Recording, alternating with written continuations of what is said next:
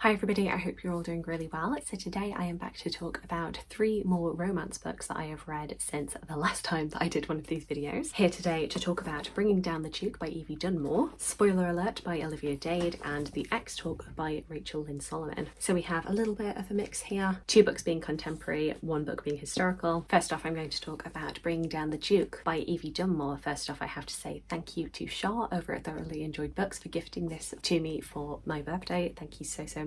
So this book is set in 1879, which I believe is the time that women were first being admitted into universities. Enter our leading lady, Annabel Archer, who is desperate to study at Oxford and has been allowed to by her guardian, but under the strict guidelines that she must behave herself. There is a bit of a scandal in Annabel's past that nobody has yet found out about, but her guardian knows, and Annabel is warned that Oxford is full of licentious behaviour, which as somebody who lives in Oxford I found really funny to read. But she does start studying and very quickly does end up being embroiled in a bit of scandal because she ends up joining the women's suffrage movement, campaigning for equal rights and for votes for women. But of course in 1879 this is not going particularly well. This is not an issue that politicians are taking particularly seriously, and so the group that Annabel is a part of decide that they need to directly campaign individuals, particularly prominent men. And so Annabel and a small group of other women are tasked with bringing Sebastian Devereux, who is a duke, onto their side. Sebastian has also very recently been appointed a political advisor to the Tory party by Queen Victoria herself. Queen Victoria, of course, being a well-known detractor of women's suffrage. We also get the perspective of Sebastian, and we do find out very quickly that his appointment as the Tory advisor was not something that he particularly wanted, but he just kind of went along with. He definitely appears to be somewhat conservative, but not very committed either way. At the very least, he is very gruff and serious and no nonsense. So when he finds out that his younger brother Peregrine has invited home quite a loud party of men and women, including Annabel, to his home, he is rather horrified. He's also even more horrified when he ends up meeting Annabel, and very quickly it becomes evident that these two are very attracted to each other. And Annabel is just such a free spirit, seems argumentative with him and doesn't want to do what he tells her to do. Goodness, what could this feeling be? Yeah, this was a bit of an interesting book for me because whilst I found the premise very interesting and engaging, I feel like the whole plot line of Annabel trying to bring Sebastian on side and trying to get him engaged with women's suffrage, that felt like a plot point. Like, it was there, but it also was kind of dropped in favour of the attraction between the two of them. You know, I do love me a romance, and I know that this is a romance book, but I feel like if you've set up that this book is very much going to be about politics and women's suffrage, like, keep that going. Don't just drop it because these two are making eyes at each other. I feel like the politics chat was basically like the beginning bits of this book and then the end of this book to wrap things up, but then all of this was basically, oh my goodness, do I fancy him? Does he fancy me? Oh, he does fancy me. Well then what does that mean? I didn't find Annabel's motivations through most of this book to make any sort of sense. She's very insistent that she doesn't want to be Sebastian's mistress. Sebastian is adamant that he probably can't marry her, but he wants to do right by her, and I'm like, well, stop making eyes at her then, because no matter what you're going to do, it's going to end up embroiling both of you in scandal. And she's like, I don't want to be your mistress, but I also don't want to be your wife. And then very quickly they end up hopping into each other's beds anyway, so I'm just like, what was happening here? I know miscommunication is a massive trope of romance, but there was so much going on in here. Even to me as a reader, I didn't really understand what they were after.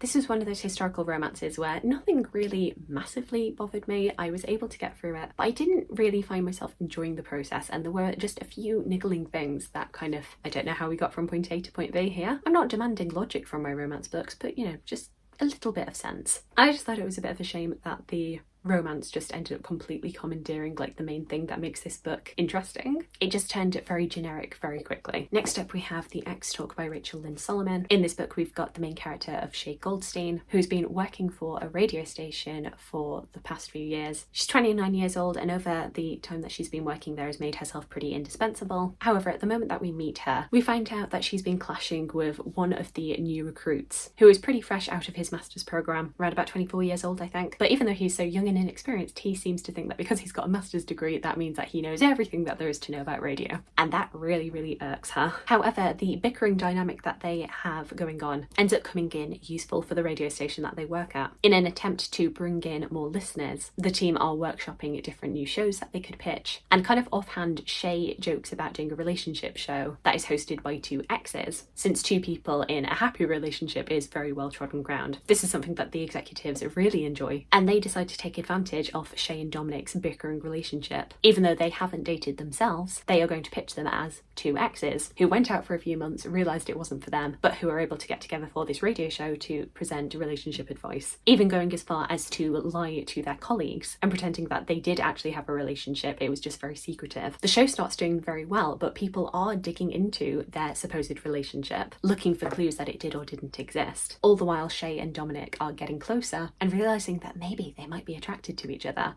and having all of this time together, working together as exes, might be leading to something more. This is very sweet. You do have your classic kind of enemies into lovers, or you know, two bickering adults to lovers. Also, I think this might be the first book that I've read where there is a bit of an age gap, where the woman is the older of the two. I mean, it's not a massive age gap. I think it's like he's 24, she's 29. But you know, have to give them props. I can't imagine as a 28-year-old wanting to date a 23-year-old, but you know, that's by the by. And you know, I do know that when you get older, those kind of distinctions don't really mean much of anything anymore. And it was also interesting to see her experience and his kind of like young first job naivety, how that leads to them bickering with each other, but also adding different perspectives. Something I definitely got from this book that I didn't get so much from Bringing Down the Duke was I always really like it in romance books when the other characters outside of the main two are fairly developed, or at the very least have like clear definable personalities, which this definitely gave me, particularly Shay's relationship to her mother, who during the course of the book ends up getting engaged, and the book is leading to her eventual wedding. Something explored in here is her grief for her father,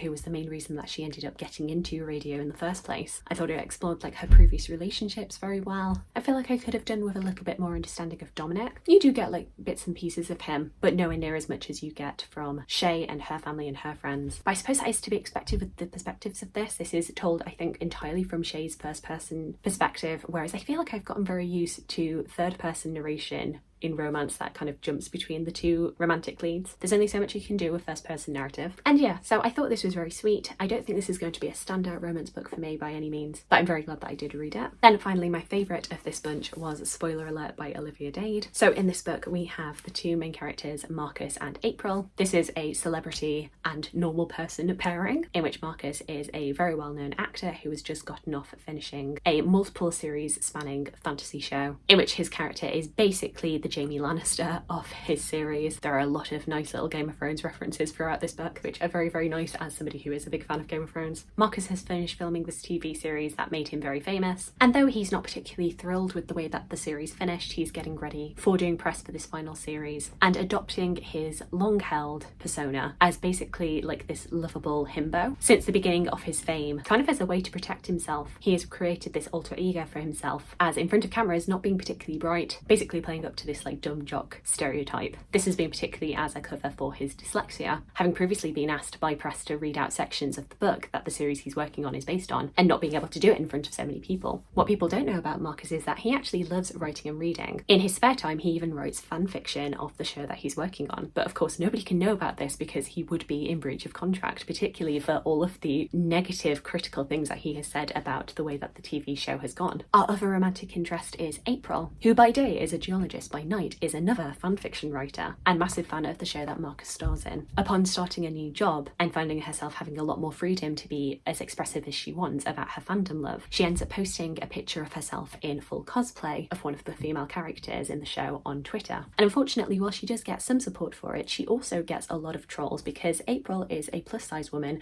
and the internet can be particularly unkind to plus-size women, especially when it comes to cosplay and fandom. She ends up getting a lot of people trolling her, even tweeting Marcus and making derogatory remarks to her. Marcus eventually sees all of this nonsense and decides that he's not going to stand for this, replying to one of the trolls saying that he thinks that April looks beautiful, and then when one of these trolls immediately shoots back that he's being a white knight, saying that Marcus is all talk, but obviously you would never actually fancy a girl like April. Marcus then retaliates by very publicly tweeting April asking her out. April is kind of unsure about how to react to this, understandably. A very famous Hollywood actor asking her out when she ascertains that he is actually being genuine. It isn't just a publicity stunt. She's curious, so she agrees to go out on a date with him. And it's so interesting seeing these two kind of work the other out. April trying to peel back this himbo persona and discover Marcus's true personality. Marcus, meanwhile, is in a bit of emotional turmoil because he realises where he knows April from. After finding out that she herself writes fanfiction, he finds out her handle and realises that April is his internet best friend. They've actually been corresponding to each other for years, but never knowing the other person's name. And so he's in a bit of a quandary. What is he to do? Should he tell her who who he is and that they actually do know each other. Can he trust her enough? And basically the story goes from there. This was really, really cute, and I don't know how much of it is me as a Game of Thrones fan just really appreciating all the illusions, how much of it is me as a massive fan of Notting Hill enjoying being able to see another celebrity normal person pairing. But I thought it was really, really sweet. These two, obviously, because there is a bit of a secret in the mix,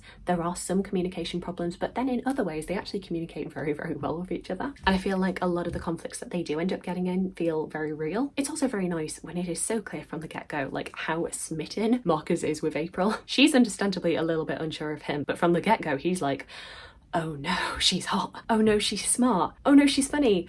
What am I gonna do? And I just found that very, very sweet. And it's just nice to feel like that. I imagine if you're not particularly inclined towards fandom, if that's not your natural space, then maybe you might find bits of this a little bit cringy or just not really particularly making sense. For me, who spent a good amount of time on Tumblr and within the fandom sections of Twitter, I felt like there was a lot to relate to in this. It is all make-believe, obviously, but it's also just really good fun. I believe this couple, I believe their story. Their chemistry is just really, really great. And yes, definitely out of the three that I've read recently, this has been my favourite. So there we go, those are the 3 romance books I have read most recently. Do let me know if you've read any of these books yourself, what thoughts you had about them. Alternatively, do give me any recommendations that you have. I would love to hear from you.